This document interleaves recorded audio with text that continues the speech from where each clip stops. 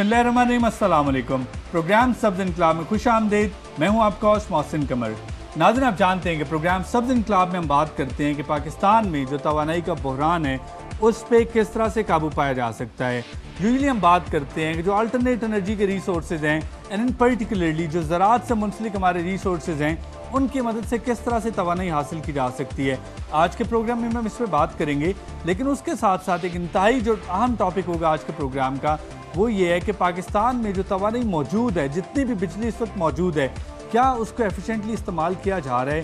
क्या जो हमारे घरों में जो बिजली का इस्तेमाल है क्या उसको इससे ज़्यादा बेहतर तरीके से इस्तेमाल किया जा सकता है? क्या हम इतनी ही जो सहूलत है बिजली से लेके क्या इसमें कुछ बचत कर सकते हैं और अपनी ज़िंदगी को भी सहल बनाएं? इस पे बात करेंगे। आज के प्रोग्राम में बात होगी कि सिविल सोसाइटी का क्या किरदार है, आम पाकिस्तानी का क्या किरदार है, वो क्या किरदार अदा कर सकता है बिजली को बचाने में और उसके बाद बिजली के पैदावार के हसूल में। प्रोग्राम में हमारे साथ दो बड़े मुअज़्ज़ज़ जो शुरका हैं, उनका मैं आपसे ताउन करवाता जाऊँ।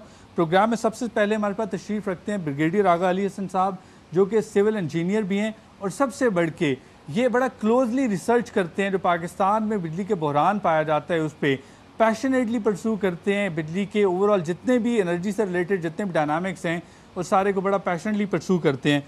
उनके साथ हमारे साथ तशरीफ़ रखते हैं इफ्तिखार अहमद कैसरानी साहब, जो कि जनरल सेक्रेटरी हैं renewable energy society of Pakistan के, और ये भी ना सिर्फ ये कि अल्टरनेट एनर्जी पे बहुत सा काम कर रखा है बल्कि उसके साथ साथ बड़ा पैशन रखते हैं कि किस तरह से इस मुल्क से बिजली का बहरान और तवानाई का बहरान ख़त्म किया जा सकता है। अस्सलाम वालेकुम। वालेकुम सलाम। ब्रिगेडियर साहब, आपसे मैं गुफ्तगू का आगाज़ करूँगा। सबसे पहले अगर हम थोड़ी सी रोशनी डालें कि हमारे मुल्क में बिजली का बहरान है क्या बिजली का बहरान है भी है या बेसिकली ये हमारी नाअहली है, हम लोगों का जो इस्तेमाल है वो प्रॉपर्ली नहीं, आप क्या समझते हैं? जी बहुत शुक्रिया। पहले तो मैं आपका शुक्रिया अदा करूँगा मुझे मदऊ करने पर। जैसा कि मैंने अभी तक देखा है कि बिजली के बहरान को आप तीन हिस्सों में तकसीम कर सकते हैं। एक बिजली का, सही, एक गैस का और एक फ्यूल का। फ्यूल आमतौर पर बहरान में हम शामिल नहीं करते, लेकिन हर रोज़ देखते हैं उसकी कीमतें बढ़ रही हैं। ठीक, सो वो भी एक एनर्जी का या तवानाई के बहरान में मैं उस पर शामिल करूँगा। पहले हम आते हैं बिजली के ऊपर, जो कि इस वक्त सबसे बड़ा बहरान हमारे सामने है।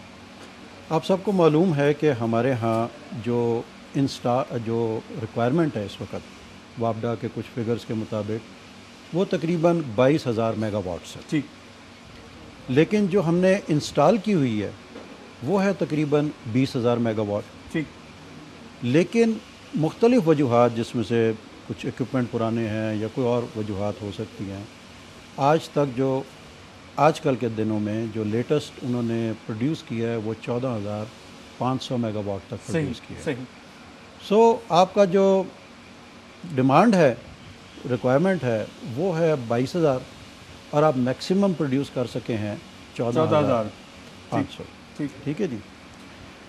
अब इसकी वजह से इसकी क्या वजूहात हो सकती हैं, पहले हम ये देखें किसका कितना खात है, हमारा कितना है, गवर्नमेंट का कितना है और हालात का कितना है।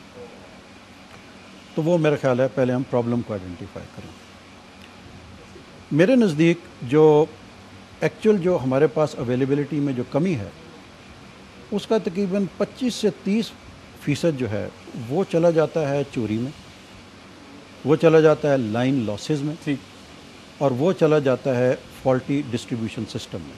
सही, आप कह रहे हैं कि जितनी कंप्लीट पैदावार है उसका 25 से 30% जो है जी वो चोरी की शक्ल में या पुराने इक्विपमेंट या फॉल्टी जो हमारी लाइंस हैं उनकी मदद से नुकसान हो रहे हैं उनका। जी उनका नुकसान हो। ठीक है ना जी। चोरी पर काबू पाना गवर्नमेंट जितना कर सके वो बेहतर है। सही। लाइन लॉसेस एक ऐसी चीज़ है कि जो एक फ़िज़िकल या साइंटिफिक फिनोमेना है, उसका अवॉइड करने का सिर्फ यही तरीका है कि जितनी भी जनरेशन यूनिट हैं वो अगर शहरों के नज़दीक होंगी तो लाइन लॉसेस कम होंगी। फ़िलहाल हमारी वो कम होगा उतना लाइन लॉसेस कम होंगी। वो भी हम कर सकते हैं अगर हम सोलर की तरफ जाएँ, तो अगर हम प्लांट्स नज़दीक लगाएंगे तो आपको लाइन लॉसेस कम मिलेंगे। सही। इस बात से एक बात का ख्याल रखना चाहिए कि आइंदा अगर पाकिस्तान रीन्यूएबल एनर्जी की तरफ शिफ्ट करता है तो वहाँ पे इस बात को मलूज़ खातिर रखा जाए कि शहरों के करीब प्लांट्स होंगे तो मुस्तकबिल में भी जो पावर स्टेशन लगेंगे उनके लाइन लॉसेस कम होंगे। उसका अवॉइड करने का एक मेन ज़रिया ये है कि वो नज़दीक। ठीक। ٹھیک ہے جی. اس کے بعد فالٹی ڈسٹریبیوشن سسٹم ہے، وہ ہمیں پتہ ہے کہ مختلف جگہ پر ڈسٹریبیوشن جو ہوتی ہے، اس کی پیسوں کی کلیکشن جو ہوتی ہے، ان میں کافی پرابلمز ہیں. وہاں پر اگر امپرومنٹ کی جائے تو یہ چیز بہتر بنائی جائے. صحیح. اب آ جاتا ہوں میں لو پروڈکٹیوٹی کے اوپر. اب 20,000 انسٹالڈ ہے اور 14,500 آپ کو مل رہی ہے. اس کی کیا وجہ؟ ایک بڑی وجہ تو یہ ہے کہ ایکوپمنٹ ہو چکا ہوا پرانا بہت سارے کیسز. اب وہ پرانا ایکوپمنٹ ظاہر ہے اس لیول پر پروڈکشن نہیں دے سکتا، تو اس کی اوور آل اور رینیو اس کو کرنے کی ضرورت ہے. کچھ جگہ پر ان کو ڈسکارڈ کرنے کی ضرورت ہے اور کچھ جگہ پر ان کو رینیو کرنے کی ضرورت ہے. پھر اس میں مثال کے طور پہ میرے پاس جو کچھ فگرز موجود ہیں، اس میں یہ جو ہے ان کے پاس جو جینکوز ہیں ان کی تقریباً 4800 میگا واٹس جنریشن کیپیسٹی تھی، جو کہ آج کل تقریباً 20,000 دے رہی ہے، 2,000 صرف دے رہی ہے، یعنی آدھی سے میگا واٹ کم دے رہی ہے. اور اس میں کیپیسٹی ہے 3100 تک جانے کی.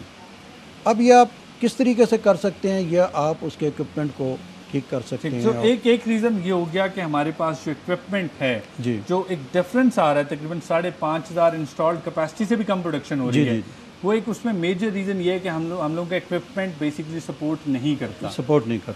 پرانا ہو گیا. میں افتخار صاحب آپ سے یہ جاننا چاہوں گا، بات ہوئی جس طرح برگیڈ صاحب نے سب سے پہلی بات کی کہ ہمارے ہاں جو پرابلمز ہیں بجلی کے بحران میں، اس میں ایک بہت بڑی وجہ یہ بھی ہے کہ چوری بھی ہے، اور اس کے بعد لائن لاسز تو ٹھیک ہے، ایک ٹیکنیکل ریزن ہو گیا، گورنمنٹ اس کو امپروو کرے گی.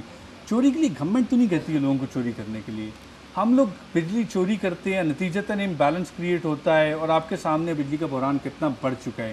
تو کیا وجہ ہے کہ بحیثیت قوم ہم لوگوں میں یہ شعور ہی نہیں ہے کہ بجلی چوری نہ صرف یہ کہ ایک نقصان ہے، مطلب ایک غلط کام ہے، سزا کے قابل سزا کام ہے، بلکہ ایک قومی نقصان کر رہے ہیں ہم لوگ. ہسپتالوں میں بجلی نہیں آ رہی ہے، لوگ مر رہے ہیں اس وجہ سے.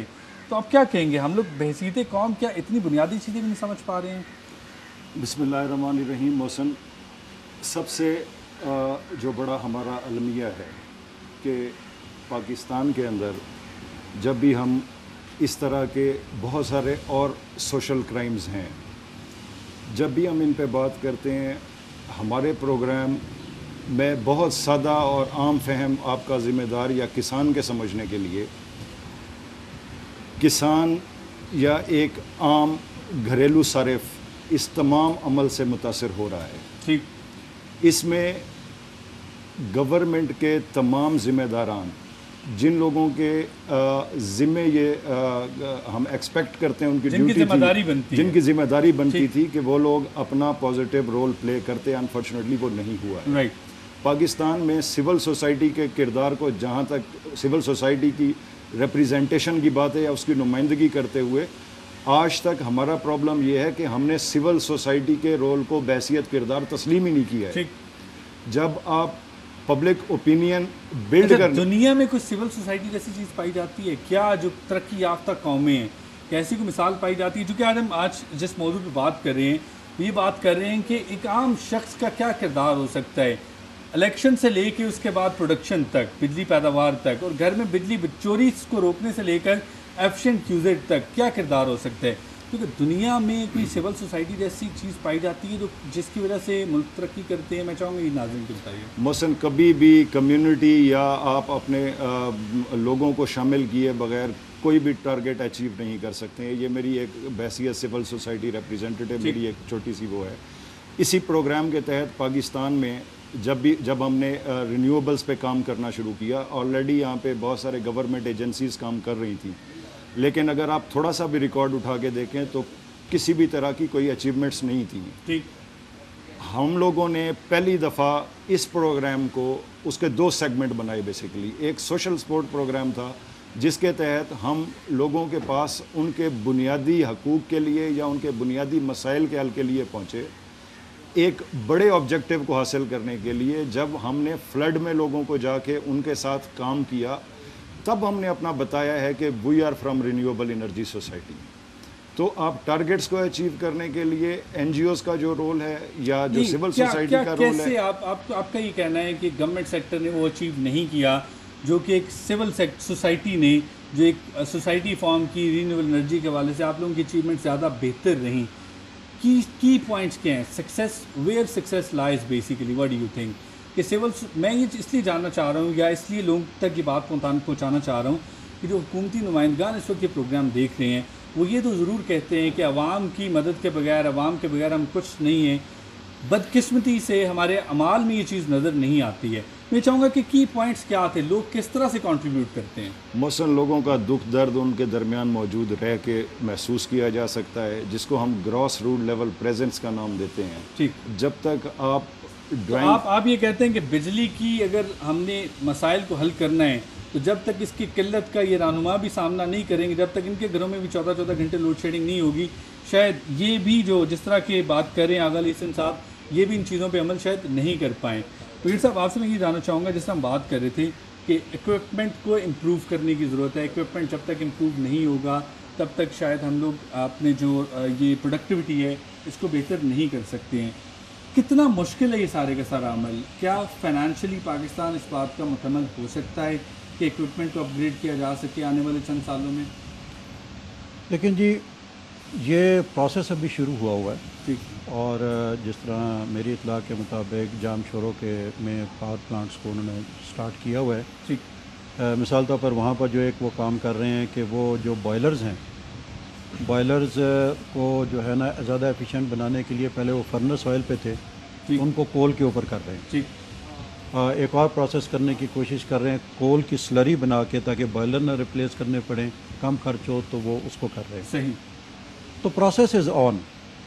अब देखना ये है कि उस प्रोसेस में हुकूमत कितनी उन इदारों की मदद करती है कि वो उस प्रोसेस को जल्द अज जल्द करके, जो कम अज़ कम ये कमी जो है जो कि इक्विपमेंट की वजह से हो रही है वो कम की जाए। ठीक, लेकिन इसमें एक और ज़रूरी एलिमेंट जो है जो हमारा समझने वाला है कि ये पूरे प्रॉब्लम में हमें एक चीज़ आप सुन रहे होंगे, सर्कुलर डेट। बिल्कुल सही।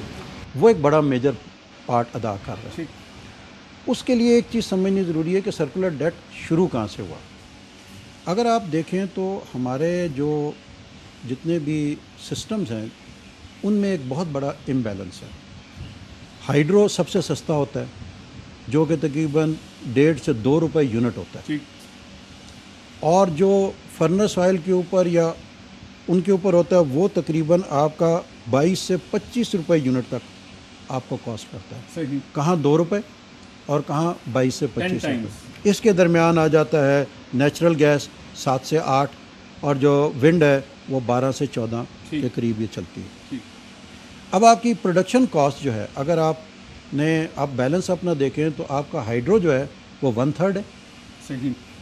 और ये बाकी जो थर्मल हैं ये हैं 2/3। राइट। तो ये कॉस्ट ज़्यादा कर रहे हैं। अब आप 100 रुपये लगाते हैं, अगर आपको 120 रुपये मिलता है तो आप वाइबल हैं। राइट। लेकिन अगर आप 100 रुपये लगाते हैं बिजली बनाने में और आपको एंड में 70 रुपये मिलते हैं तो आपका एक डेफिसिट क्रिएट होता है। राइट। और ये डेफिसिट रेगुलर बेसिस के ऊपर बढ़ता जाता है। ठीक।